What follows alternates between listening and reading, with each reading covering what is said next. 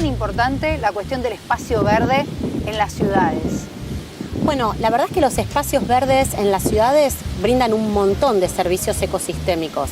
En primer lugar, los espacios verdes permiten retener e infiltrar las aguas de lluvia, funcionan además como elementos que mitigan la contaminación sonora muy presente en los centros urbanos. Los espacios verdes además capturan los gases de efecto invernadero, buena parte de estos gases, y por supuesto generan ámbitos de sociabilización y de recreación que son imprescindibles para el desarrollo de una vida plena y saludable. Los espacios verdes además nos permiten mitigar un fenómeno presente en los centros urbanos, que es ese fenómeno de isla de calor.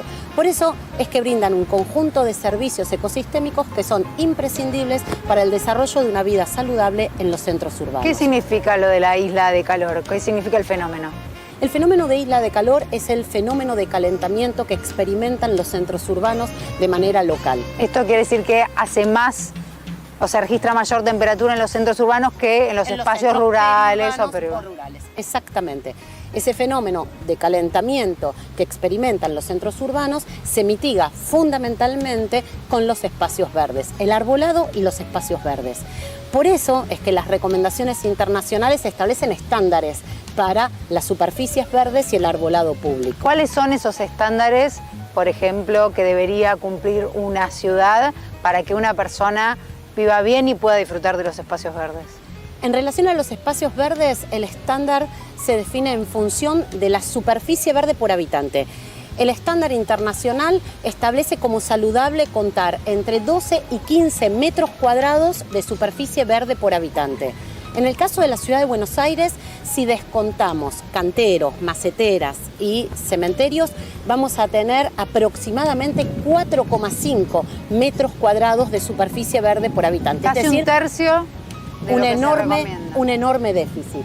Y en términos de arbolado público, la Organización Mundial de la Salud establece como parámetro saludable para los centros urbanos contar con un árbol cada 3 habitantes. En la ciudad de Buenos Aires, recién cada 7 habitantes tenemos un árbol. Por eso es que tenemos un enorme déficit en términos de espacios verdes y arbolado público.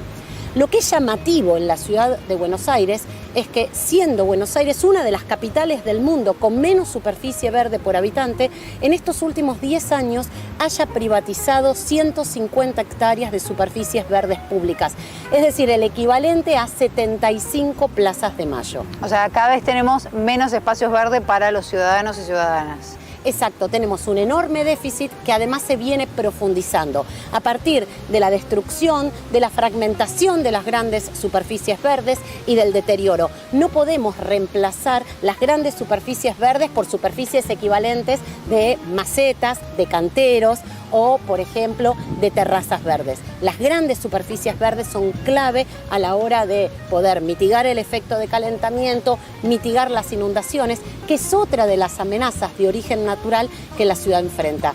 La ciudad enfrenta, de acuerdo a su plan de adaptación al cambio climático, 2 amenazas de origen natural: las inundaciones y las olas de calor.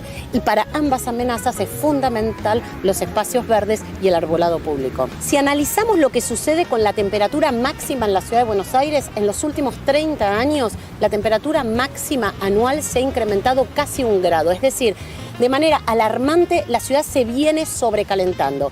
Como consecuencia, en primer lugar, del deterioro, la fragmentación y la destrucción de los espacios verdes. En segundo lugar, a partir de la sobreconstrucción, en general especulativa.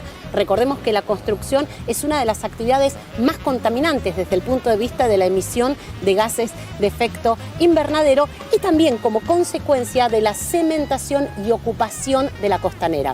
A través de la costanera, a través del borde costero, ingresan los vientos frescos que mitigan ese efecto de calentamiento denominado isla de calor. Por eso es que es estratégico recuperar el conjunto del borde costero, transformarlo en un corredor verde público, y en particular resulta estratégico y fundamental preservar uno de los pocos humedales que la ciudad conserva. Hay barrios donde casi no tienen acceso los vecinos a una plaza, a un parque. ¿Por qué se produce esto? La ciudad de Buenos Aires se estructura además en una desigualdad ambiental y climática. Cuando analizamos cómo se distribuyen los espacios verdes, vemos, por ejemplo, que en las villas y asentamientos de la ciudad de Buenos Aires tenemos 100 veces menos espacios verdes por habitante que los recomendados. Cuando analizamos qué sucede en estos barrios con el arbolado público, vemos que recién, por ejemplo, en Villa 20, cada 80 habitantes hay un árbol, o por ejemplo en el barrio de Escapino, cada 100 habitantes recién tenemos un árbol. Por eso es que cuando analizamos el mapa de temperaturas, un día de calor en la ciudad, podemos encontrar diferencias de hasta 20 grados entre el centro y el sur de la ciudad de Buenos Aires respecto al norte y el este. Me parece que necesitamos poner en debate el destino del conjunto del borde costero y necesitamos una ley marco que nos permita mejorar e incrementar los espacios verdes públicos en la ciudad de Buenos Aires.